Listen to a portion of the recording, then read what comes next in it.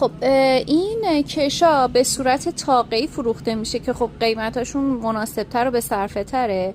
این کش با کشسانی سبکه، ببینید اصلا مشخص هم هست که کشسانی سبکه. این متری 180، این متوسطش هستش متری 190 و این سنگین ترش هستش که 280 هستش. عرضشون رو هم میتونم بر اساس وجبم ببینید اینقدر حدود 15 سانتی متره، حدود 15 سانتی به صورت تاقه‌ای هم هستش که شما میتونید هر متراژی که خواستین تهیه کنین ازش. به نظرم خیلی به صرفه تره، چون الان این مدلشو دارند.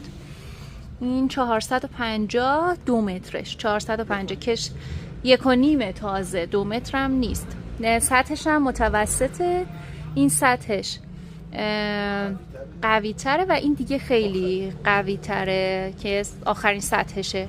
در واقع همون توصیه که نشونتون دادم این همین، ولی خب این به صورت تاقه‌ایه، اون به صورت بسته بندیه که شما دارید پول بسته بندیشو میدید.